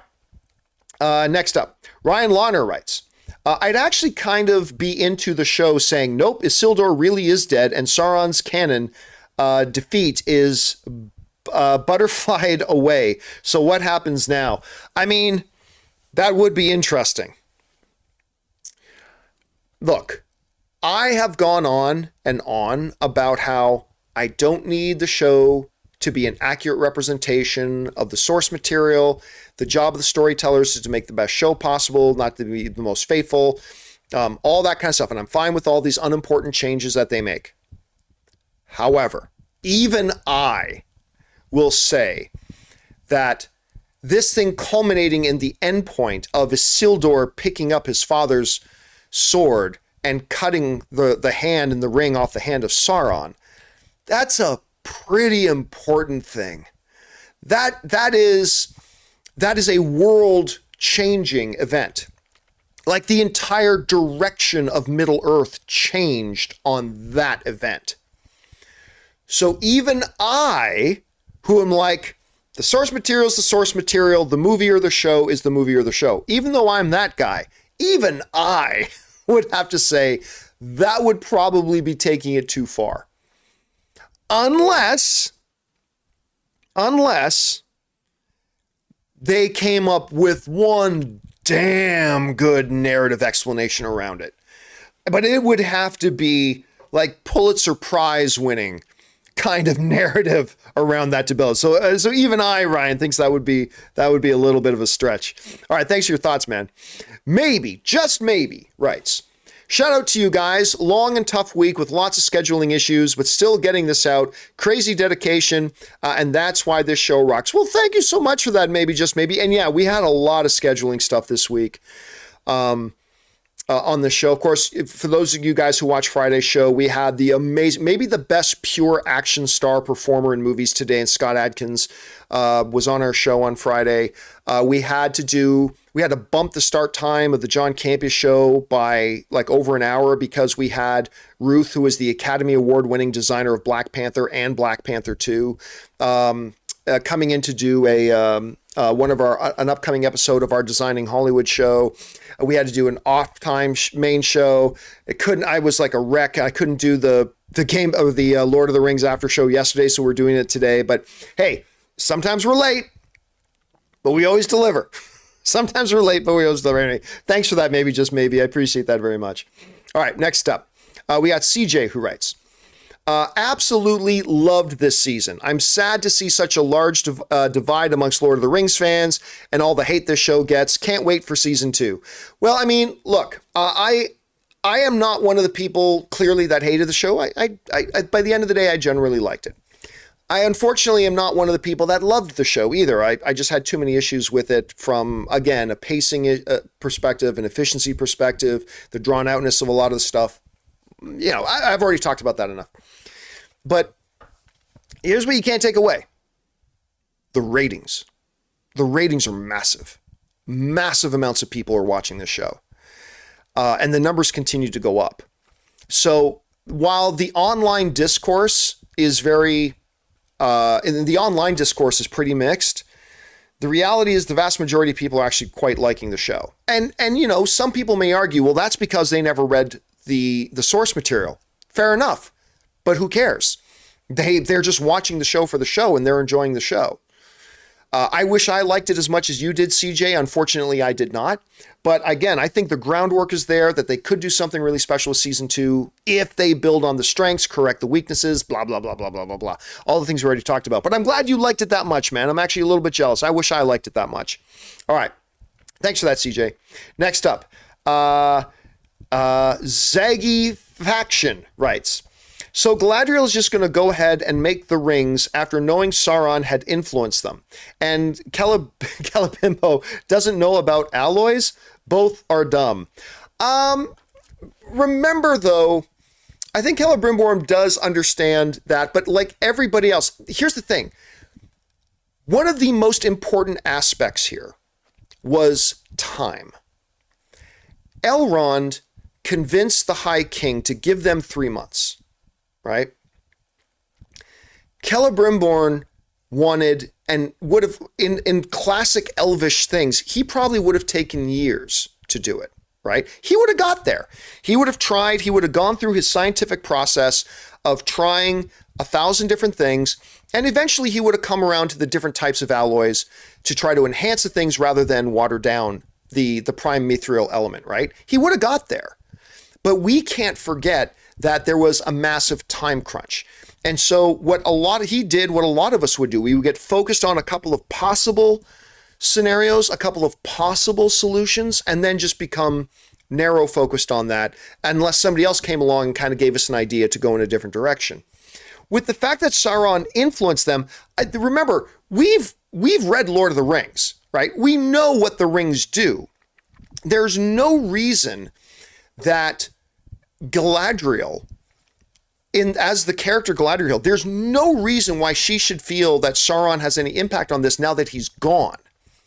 Like maybe he wanted them made so he could have taken them or all that kind of stuff. But to Galadriel, Sauron now being out of the picture, Halbrand being gone, now she does not see that as a threat. And if you and I, did not read Lord of the Rings, we wouldn't think so either. Like you're only saying that, and I get why you're saying it. You're only saying that, well, she should have known he had influence over how they were made. Well, if we didn't read the Lord of the Rings books, we wouldn't have that thought at all. We would completely just look at it as maybe he was there to try to get them made and take them or steal them or whatever. But if he's gone, he's gone. The elves, also, we can't lose sight of this. The elves needed these rings. These rings are the last hope they have for survival if they're going to stay in Middle Earth. It's the last hope they have. So there was an absolute non-negotiable need that they have the rings.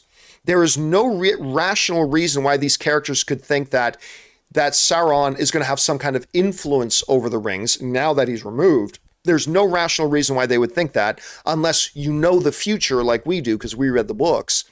So yeah, I mean, from a logic point of view, and it's hard to apply logic in these kinds of shows, but for me, from a logical point of view, there's no reason she should have thought that. From a rational, logical point of view, there's no reason she should have thought that. And the only reason we even think about it is because we read Lord of the Rings. So anyway, that's just kind of my thought on that. And probably the approach they were taking. But it's a good observation, Zaggies. All right. Sam Fisher writes, for me, Rings of Power sticks the landing. Best episode yet. I didn't think it was the best episode. I still think 6 was the best episode. And I don't know that I felt that they stuck the landing, but I thought they landed. let's put it that way. I don't know that I feel that they stuck the landing, but they landed. I'll give it that. All right. Thanks for that, Sam. Sam also writes, I had Halbrand as Sauron spoiled for me before I could watch episode 8. Kind of my own fault. But watching the episode knowing the twist, it's very obvious. Oh, yes, listen.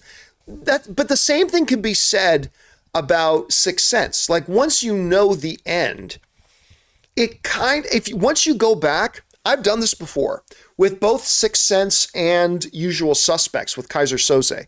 Once you know the end, and then you go back and watch it again, then you're like, oh my God, this is so obvious. It was there the whole time. It was so bloody obvious. And again, going back to something I said before, there was only limited amount of options about who Sauron could be. It was either going to be Halbrand or it was going to be the Stranger, right?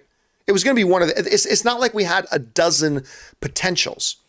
It was one of the, unless Nori, there's the twist. Nori ended up being Sauron, right? No, there were 2 options and only 2 options. And even for those 2 options, Halbrand and Gandalf, there was only 2 or 3 options about who each of them could have been. So there was such a finite number of options available that no matter who it ended up being, it probably wouldn't have caused that big of a surprise. You know what I'm saying? That's just me on that. All right. Sam also writes, to be honest, I prefer Halbrand as the Witch King, not Sauron. Well, I mean, again, that's the guess I had, but listen, the way the reveal was done, it worked for me. And we won't really get a sense of how is this all going to work out until we see season 2. You know, we ended off with Halbrand, aka Sauron, entering Mordor. Now we're going to see how this actually works out. And maybe we'll feel he would have worked better as the Witch King, or maybe, he works out great as Sauron. We'll see. Sam also writes, Sauron was always portrayed as this ultimate evil, but I like that he doesn't see himself that way. He doesn't see himself as the villain. Again, that's exactly what I was saying earlier, Sam. Like, to me, villains are far more interesting when they see themselves as the hero of the story. When villains see themselves as the hero, to me, that is a much, much more interesting story. So I like that they gave some actual character to Sauron. That they gave us, because remember, it isn't just through being almighty dark power. He rallied life to his side. He rallied some kingdoms of men. He rallied the orcs. All these things to his side. There has to be a personality. There has to be a character there. And I do kind of like that we're getting to see at least a little bit of that. Sam Fisher writes, I love that Finron's knife became the rings. I do too. Again, I think it was a pivotal moment for Galadriel. It gave us a big character arc kind of circle for Galadriel, and the fact that legacy now is imbued forever in those rings, I think that's a pretty cool approach. All right, Sam also writes, I love the singing of the Lord of the Rings epigraph in the credits. I did too. Like when it's no Annie Lennox's Into the West. There will never be a song ever in the history of film that ends a film better than Annie Lennox's Into the West. So it was no Annie Lennox Into the West, but it was really good. Again, I didn't think this show stuck the landing, but again, it was a landing. And I'll give it that. All right. Hey, guys, we're almost through all of them, but I need to take a break here for a second. We've been going for an hour and 45 minutes. So my drink had run at the dry. My throat's getting a little dry. And I need to stretch my legs. So if you guys will indulge me for a couple of minutes, we're going to take like a 2 or 3 minute break here. Talk amongst yourselves, use the bathroom, grab yourself something to eat. Don't go anywhere, guys. 2 or 3 minutes, and we will be right back.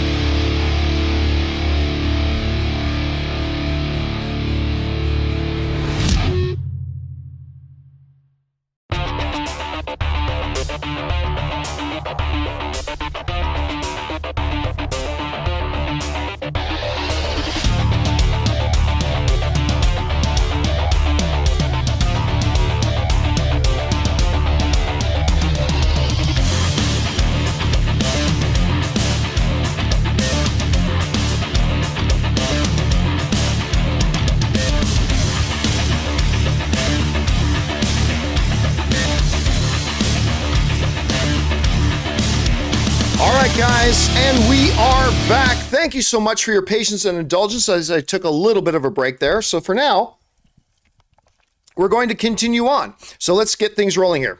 Next up, we got Sam Fisher, who writes, what I appreciate about Moyfred Clark, Richard Arameo, and Daniel Wyman's portrayal is that they aren't trying to do a Kate, Hugo, and Ian impression.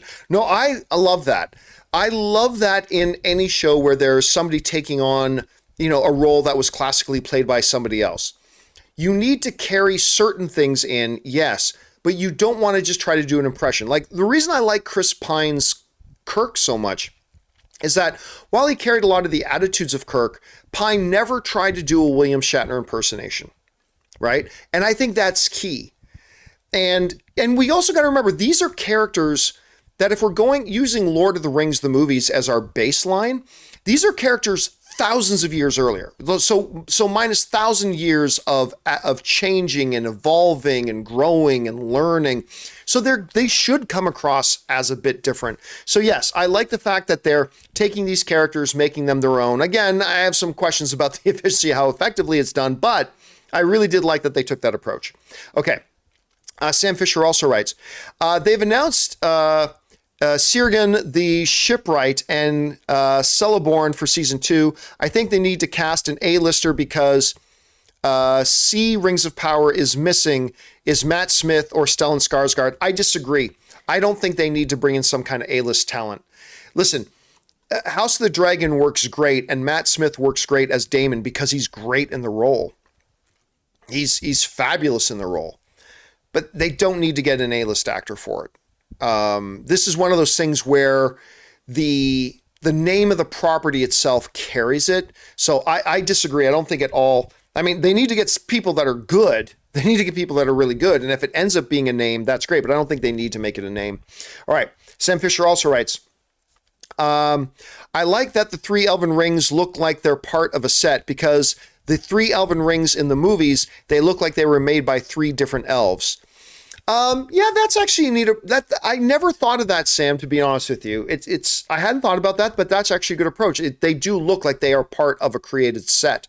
So yeah, I like that. Didn't think about that. All right. Lethal BJ writes, 3 rings, weren't there 20? F this show, man. Well, again, they weren't all made at the same time. And even if you read the lore, the Elven Rings are created under slightly different circumstances than the other rings are. So yeah, we're again, just at the end of the first thing, you got to hang in there, Lethal. All right. Next up, Trevor writes, I thought the finale was fine, although I enjoyed Rings of Power more than House of the Dragon, only because I love Tolkien's world more. House of the Dragon has been a more consistent show. Hopefully season 2 improves upon this. Yeah, listen, look, to me, clearly House of the Dragon was the better show. To me. But there are absolutely strengths and weaknesses with both, and it'll all depend on, does the one show's strengths appeal to you more, or does the other show's strengths appeal to you more? Like for me, House of the Dragon, easily the better show. But for a bunch of other people I've talked to, they think Rings of Power is the better show. Look, at the end of the day, this is art being created, right? These are stories and art and mythologies and narrative, and they're going to hit some of us better than the others, right? And so it is what it is. But the important part here, Trevor, is that you're enjoying it. And I'm glad that you're enjoying both, and that's important. And I agree with you. I think the finale was fine. I like the way you put that. The finale was fine. Yeah, I get that. The finale was fine. Okay, next up, we get William Duran, who writes, no offense to the actor playing Tar, but the Palantir, but Paddy did what he did and did it much better. LOL, powers to Paddy. Yeah, I mean, different character, different circumstances, different scene. But out of those 2 similar scenes, one in House of the Dragon and one in the Rings of the Power, where a dying king in a bed, mutters out something to somebody they thought was somebody else. The better of those 2 scenes was Paddy Constantine as Viserys. Like, that was the better of the 2. But I still thought it was perfectly fine what they did in Rings of Power. But yeah, the House of the Dragon take on that was a little bit better. All right. Let's see here. Darth Ciano writes, John, did you see the interview with the Hollywood Reporter where the Lord of the Rings series showrunners are interviewed about the finale's big Sauron reveal? Saying there may be viewers who are like, this is the story that we were hoping to get in season 1. In season 2, we're giving it to them. Read this upset and confused on how they plan to keep people caring. Read this. Oh, you probably meant I read this upset and confused on how they plan to keep people caring. I don't know what you're talking about. And I say this as somebody who did not love this show, but I don't know what you're talking about. So because they said this one part was Sauron, a lot of people are looking forward to that. We're going to do that in season 2. You're saying that's a hard way to keep it. I'm sorry, darling. I don't know what point it is you're trying to make. So I can't respond to your sentiment when I'm not quite sure what the sentiment is that you're communicating. I'm sorry about that, man. All right. Next up, Cameron Dane Scott writes, glad you feel better. Will we see Coy on TJCS? We're here to talk about House of the Dragon, man. All right. Javin Appleby writes, Probably wrong here, but given he and Nori are heading to Rune, I feel the stranger is one of the blue wizards. Too early in the timeline for Gandalf. They could change, I suppose. Everything he said were Gandalf lines, though. Yeah, to me, there is just no way it's not Gandalf because of that. Like, if they didn't give us that last scene where he speaks exactly like Gandalf in his exact accent and says Gandalf's exact lines, then I would still feel there could be some ambiguity here. But to me, the show was clearly saying to us there's no ambiguity. There's no ambiguity.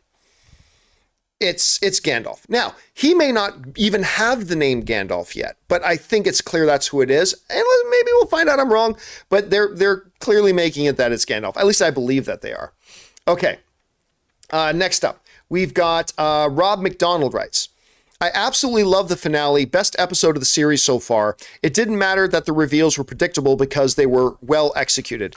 Again, I did not think that the reveals were all that obvious, although there were very, very limited choices about who they could have ended up being. But I agree. I think while the episode I did not think it was the best episode of the season. I thought the finale was fine. I thought it was fine, but I didn't think it was great. But I do agree with you that the way they did the reveal of both Halbrand and the Stranger, I thought was actually executed quite well. I thought the execution there was well, and that's probably why I ultimately liked the finale. If it wasn't for how well they executed that, there probably wasn't enough there for it for me. But yeah, I thought it was all right. But I'm glad you liked it that much, Rob. That's the important thing, man. All right, James Argento writes, new fan theory. I saw the Stranger is Gandalf as one of the blue wizards who loses to Sauron and comes back as Gandalf the Grey with Saruman as his boss. You know what? The way they're moving, I don't agree. I don't think that's what they're going to do. But that's not a crazy theory. Yeah, I don't think that's the craziest theory that I've heard. I don't think that's what they're going to do, but it's an interesting way of looking at it, James. Thanks for giving us the thought. All right. Rusty Wadia writes, and tips in like a $20 chat. Thank you, Rusty. Appreciate that, man. I loved this show. My mom watches with me. She only has seen the movies. I showed her the first Hobbit movie last night, and she got excited seeing older Elrond and Galadriel and seeing another Dwarven Kingdom. Seeing that made me so happy. I really did like this show. I had no real issues besides pacing at the beginning. I'm very much looking forward to season 2 and watching it with her. All right. Thanks a lot for saying that in, Rusty. Appreciate that much. And again, thank you for supporting us on that level. See, this is, you know how I'm always saying this? Different things hit us all in different ways, right? And certain things are more important than others to us as individuals, right? To some people, the idea of the pacing, right? Well, yeah, you saw the pacing issues, but to you, the pacing issues wasn't a big deal. Pacing in a story to me is very important. Like in most reviews I do, I'll at some point mention the pacing in a good way or a bad way. But to me, pacing is an incredibly important thing. But just because it's an incredibly important thing to me doesn't mean it's going to be an incredibly important thing to you. And since that wasn't that big of a deal to you, you watched the show and you were just able to straight up love it. And that's awesome. I'm glad that you and your mom had that viewing experience. I'm thrilled that you did. Because pacing and scene efficiency and all that kind of stuff is a bigger deal to me, it sapped a lot of my enjoyment out of the show, particularly in the first half of the season. It got a little bit better in the second half of the season. And at the end of the day, I did end up liking this show, but I think a lot of my potential joy and a lot of my potential excitement of the show was sapped away from the pacing issues. Because to me, that was really, really big and had a big impact on it. But that's because that's how it hits me. It hits you differently, and I love that you loved it, man. I'm glad you were able to watch it with your mom, too. Thanks for sharing that, dude. Let's see. Daniel D. writes, what does Rings of Power do better than House of the Dragon? Well, it depends on your perception, and it depends on what it is you're looking for, right? Like, in terms of, look, I heard a couple of people talking about this the other day, that as far as just pure depth of mythology building, I think House of the Dragon has it beat. Or sorry, I think Rings of Power has House of the Dragon beat. I really do. But I also think the world of Middle-earth is a much more fleshed out, interesting, vast world than the world of Westeros is in general. And that's your mileage may vary. Some people will feel completely the opposite, and that's fine. But getting into this larger world implications and dynamics and all that kind of stuff. Whereas with House of the Dragon, which is a better show to me, House of the Dragon is the better show. But House of the Dragon, most of their stuff that happens is very confined in scope, right? That we know is going to lead to huge kingdom-wide implications. But for the most part, the show happens very confined in scope. And that's by design. It's usually a conflict between this person and this person in this small room, and so on and so forth. Whereas with Rings of Power, everything seems to be on a grander scale with larger, wider ranging implications. That's one thing that I think Rings of Power does better. But it's a few and far between, but it depends on each person you ask, right?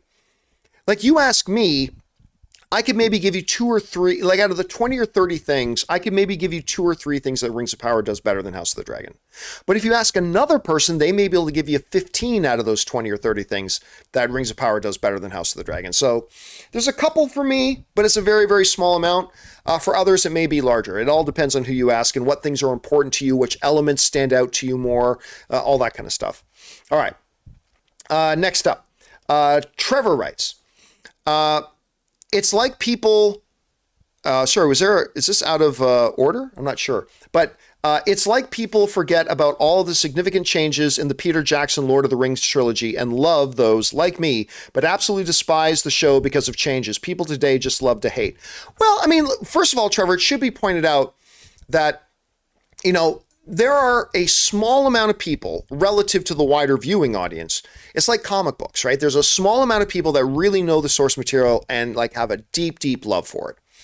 And if you go into a show like this looking just for that exact translation of the source material you love on screen and it doesn't give it to you, then it's going to leave you disappointed, right? That's fair. That's totally fair. It's going to leave you a bit disappointed. It doesn't excuse going on some rabid hate campaign, but if you're some of the person, like one of these people that's like, you know, I've been reading these texts since I was a kid. I love it. And seeing that they're not doing what I had read in the books, it kind of turns me off and I'm tapping out of it. I think that's perfectly fair. Nothing wrong with that. There are a lot of people who feel that way about the comic book stuff too. Like, I have literally heard people shit on a comic book movie because the color of somebody's pants, I'm not kidding, the color of somebody's pants in a movie was different than the color that that person's pants was in a certain panel in a comic book. I mean, it is what it is, right? So that happens. And yes, you're right. A lot of people who talk about the faithfulness to the canon, my God, the amount of liberties Peter Jackson took with the Lord of the Rings films is huge. There are like entire theses that are written online about all the different changes that Peter Jackson made because it's adaptation. And I personally think that the results of Peter Jackson's adaptation ended up in a top 5 greatest films of all time with the Lord of the Rings. I just count the 3 Lord of the Rings films as one thing. And to me, that one thing, the Lord of the Rings trilogy, is in the top 5 greatest movies of all time, as far as I'm concerned. And Peter Jackson took a lot of liberties. He took a lot of liberties with it. I don't know that he took more liberties with it than they're taking with Rings of Power.